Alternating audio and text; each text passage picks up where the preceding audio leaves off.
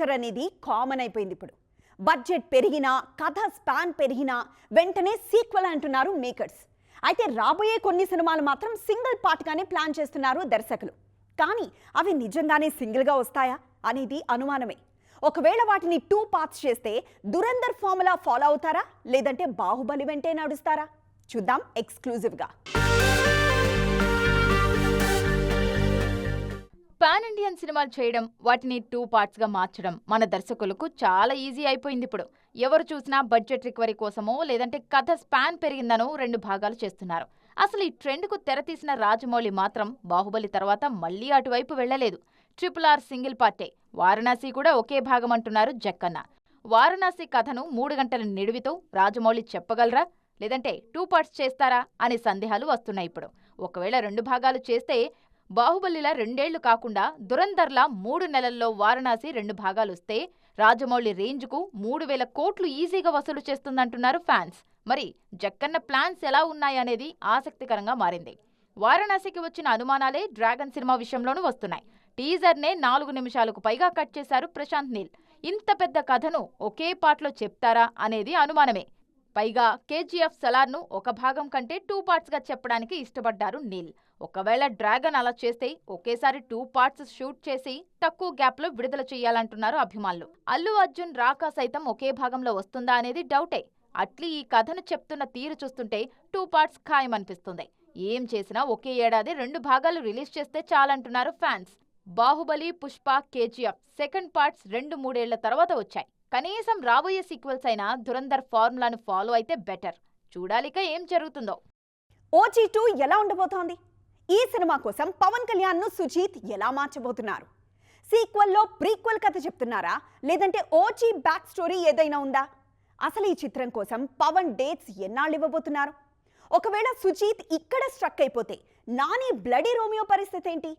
OG 2 కోసం సుజీత్కు పవన్ పెట్టిన conditions ఏంటి?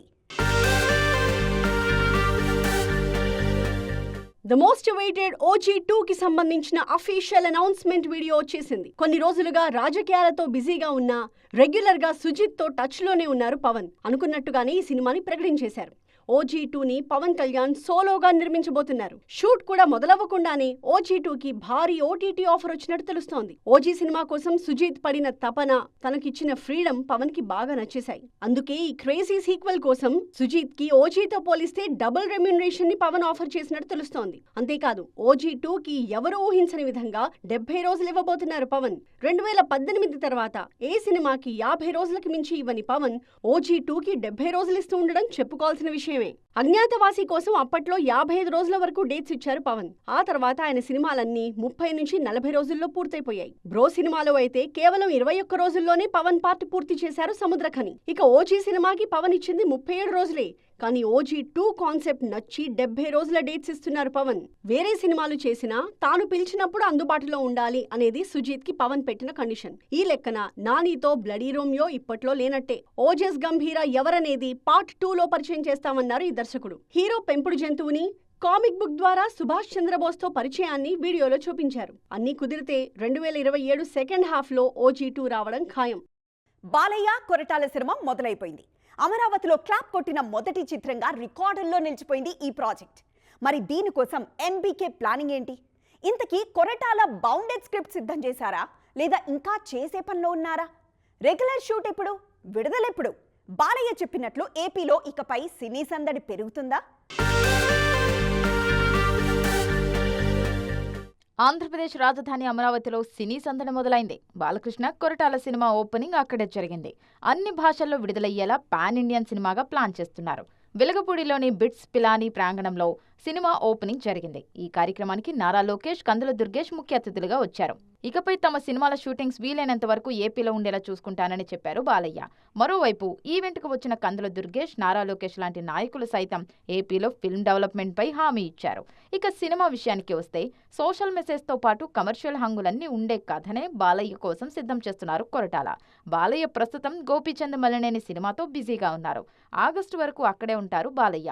ఆలోపు NBK 112 కథ పూర్తి చేయనున్నారు కొరటాల. రెగ్యులర్ షూట్ ఆగస్టు నుంచి ఉంటుందని 2027 వేసవికి ఈ సినిమా రిలీజ్ అవుతుందన్నారు నిర్మాత సుధాకర్ చెరుకురే. 150 నుంచి 200 కోట్లతో భారీ స్థాయిలో సినిమాను నిర్మించబోతున్నట్లు తెలిపారు ఆయన. ఆచార్య తర్వాత కొరటాల కెరీర్ ట్రాక్ తప్పింది. ఆ తర్వాత దేవర బానే ఆడినా అందులో కొరటాలకు క్రెడిట్ రాకపోగా విమర్శలే వచ్చాయి. దాంతో బాలయ్య సినిమా ఈ దర్శకుడి కెరీర్కు అగ్నిపరీక్షగా మారింది. NBK 112తో బ్లాక్ బస్టర్ కొట్టి తన సత్తా ఏంటో నిరూపించుకోవాలనే కసితో ఉన్నారు కొరటాల శివ. మరి చూడాలిక ఈ కాంబోలో రాబోయే ఆ సినిమా ఎలా ఉండబోతోందో. AI వచ్చాక దర్శక నిర్మాతలకే కాదు, హీరోలకు కూడా చెప్పుకోలేని కష్టాలొస్తున్నాయి. ఒకప్పుడు స్క్రీన్ మీద విజువల్స్ అద్దిరిపోతే VFX ఇరగదీశారా బాబు అనేవాళ్ళు. కానీ ఇప్పుడు AI అంటున్నారు ఆడియన్స్. దీంతో మేకర్స్కు కొత్త టెన్షన్ మొదలైంది. బాబోయ్, మాది AI కాదు, మేమే కష్టపడి తీసాం అని ప్రూవ్ చేసుకోవాల్సిన పరిస్థితి వచ్చింది. మరి అలాంటి కష్టాలు పడుతున్న వాళ్ళెవరో చూద్దామా? ఈ మధ్య సీనియర్ హీరోల సినిమాల్లోంచి ఏది విడుదలైనా AI అంటున్నారు. అందుకే రజనీ ప్రతిసారి ఈ విషయాన్ని సీరియస్గా తీసుకుంటున్నారు. తాజాగా ధర్మన్ లుక్ AI ఎడిట్ అనే విమర్శలొస్తోన్న వేళ అదేం కాదు, తానే సొంతంగా చేశాను, ఒరిజినల్ అని నిరూపించుకోవడానికి రజనీ లుక్ టెస్ట్ వీడియో విడుదల చేశారు మేకర్స్. గతంలో నెల్సన్ సినిమాకు ఇదే జరిగింది. నెల్సన్ దర్శకత్వంలో రజనీకాంత్, కమల్ కలిసి చేసిన ప్రోమో AI మాయా అని ట్రోల్స్ మొదలైన కొన్ని గంటలకే ఇది రియల్ అని నిరూపించడానికి మేకింగ్ వీడియో విడుదల చేయాల్సొచ్చింది మేకర్స్కు. రాజమౌళికి సైతం ఈ AI టెన్షన్ తప్పట్లేదు. వారణాసి టీజర్లో AI వాడారనే కామెంట్స్పై సీరియస్గా రియాక్ట్ అవుతూ ఏడాదిన్నర పాటు తమ టీం పడిన కష్టాన్ని అవమానించద్దన్నారు. స్వయంభూ విషయంలో నిఖిల్ సైతం తమది AI కాదని, మిగతా సినిమాల్లా షార్ట్కట్స్లో ఆర్టిఫిషియల్ ఇంటెలిజెన్స్ వాడలేదు అంటూ సెటైర్ వేశారు. టెక్నాలజీ పెరగడం మంచిదే గాని నిజమైన కష్టానికి గుర్తింపు దక్కాలంటే మేకర్స్ ఇలా మేకింగ్ వీడియోలు, బైట్స్ ఇచ్చుకోవాల్సిన పరిస్థితి ఫ్యూచర్లో ఇంకా పెరుగుతుందేమో. తెలుగులో అవకాశాలు రాక ఇబ్బందులు పడుతున్న ముద్దుగుమ్మలందరికీ తమిళ ఇండస్ట్రీ ఆపన్నహస్తం అందిస్తోంది. మీకు మేమున్నాం అంటూ ఆఫర్స్ ఇస్తున్నారు. ఫ్లాపుల్లో ఉన్న బ్యూటీస్, ఆఫర్స్ లేని హీరోయిన్స్కు అత్తిరిపోయే అవకాశాలు ఇస్తూ కెరియర్కు ఊపిరిపోస్తున్నారు. మరి అలా తెలుగులో ఛాన్సులు లేక తమిళంలో బిజీగా ఉన్న భామలెవరో తెలుసా? రాశిఖన్నాకి తెలుగులో విజయాలు లేక చాలా రోజులైపోయింది. వచ్చిన సినిమాలేవి పెద్దగా ఆడట్లేదు. రీసెంట్గా ఈమె నటించిన తెలుసు కదా ఉస్తాద్ 2 ఫ్లాప్లే. దాంతో టాలీవుడ్లో రాశీకి ఆఫర్స్ రావట్లేదు. దాంతో ఈమె చూపులు తమిళ, హిందీ ఇండస్ట్రీపై పడ్డాయి. లక్కీగా అక్కడి నుంచి ఆమెకు అవకాశాలు బాగానే వస్తున్నాయి. తాజాగా రజనీకాంత్ సినిమాలోనూ రాశీకి బంపర్ ఆఫర్ వచ్చింది. రజనీ సినిమాతో పాటు తమిళంలో మరో 2 సినిమాలు చేస్తున్నారు రాశి. ఇక హిందీలో సినిమాలు, సిరీస్లతో బిజీగా ఉన్నారు. మరోవైపు తెలుగులో ఆఫర్స్ లేని టైంలోనూ కృతి శెట్టిని నెత్తిన పెట్టుకుని చూసుకున్నారు తమిళ తంబీలు. ప్రస్తుతం అక్కడ శంకర్ తనయుడు అజిత్ హీరోగా పరిచయమవుతున్న సినిమాలో కృతి నటిస్తున్నారు. తెలుగులో అనిల్ రావిపూడి సినిమా చేస్తున్నారు. శ్రీలీల విషయంలోనూ ఇదే మ్యాజిక్ జరుగుతుంది. తెలుగులో ఈమె బిజీగా ఉన్నన్నాళ్లు తమిళం నుంచి పిలుపు రాలేదు. ఇక్కడ ఆఫర్స్ ఆగిపోయాక అక్కడి నుంచి మెల్లగా అవకాశాలు వస్తున్నాయి. ప్రస్తుతం ధనుష్ ఓం సినిమాలో నటిస్తున్నారు ఈ బ్యూటీ. మాళవిక మోహనన్, నిధి అగర్వాల్ లాంటి వాళ్లకు తెలుగులో ఛాన్సులు లేకపోయినా తమిళంలో బాగానే ఉన్నాయి. ఏమన్నా అంటే సోలో రిలీజ్ డేట్ దొరకట్లేదు అంటూ ఉంటారు నిర్మాతలు. కానీ కొన్నిసార్లు దొరికిన సోలో డేట్స్ను మాత్రం అలా వదిలేస్తూ ఉంటారు. ఈ వారం అదే జరుగుతోంది. ఒక్కటంటే ఒక్క క్రేజీ సినిమా కూడా జూన్ 26న థియేటర్లలోకి రావట్లేదు. దాంతో వచ్చిన ఈ గోల్డెన్ ఆపర్చునిటీని పాత సినిమాలే యూజ్ చేసుకుంటున్నాయి. మూకుమ్మడి దండయాత్ర చేస్తున్నాయి. గత వారం విడుదలైన మా ఇంటి బంగారం సినిమాకు మరో వారం దొరికేసింది. ఈ వీక్ సినిమాలేవీ లేకపోవడం సమంత మూవీకి కలిసొచ్చే విషయం. ఎలాగూ జనాల్లోకి వెళ్ళింది కాబట్టి రెండో వారం కూడా బంగారానికి వసూళ్లు బానే వచ్చేలా ఉన్నాయి. ఈ శుక్రవారం పరిస్థితి మాత్రం మరింత దారుణంగా ఉంది. అఖిల్ లెనిన్ జూన్ 26 నుంచి వాయిదా పడ్డాక దాన్నెవరూ క్యాష్ చేసుకోలేకపోయారు. లెనిన్ రాత్రికి రాత్రే వాయిదా వేయలేదు. 10 రోజుల ముందే చెప్పారు నిర్మాతలు. అయినా కూడా జూన్ 26న ఏ సినిమా రావట్లేదు.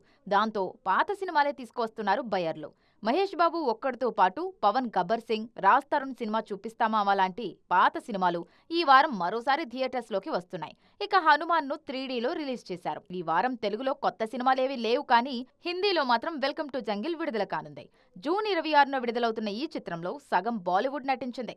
అక్షయ్ కుమార్ మెయిన్ హీరోగా నటించిన ఈ చిత్రం వెల్కమ్ ఫ్రాంచైజీలో భాగంగా వస్తుంది. దీనిపై అంచనాలు బాగానే ఉన్నాయి. మొత్తానికి ఈ వారం హిందీ సినిమాతోనే సరిపెట్టుకోవాలిక. ఇది ఈరోజు ఈటీ ఎక్స్క్లూజివ్. మరిన్ని ఎంటర్టైన్మెంట్ అప్డేట్స్ కోసం చూస్తూనే ఉండండి TV9.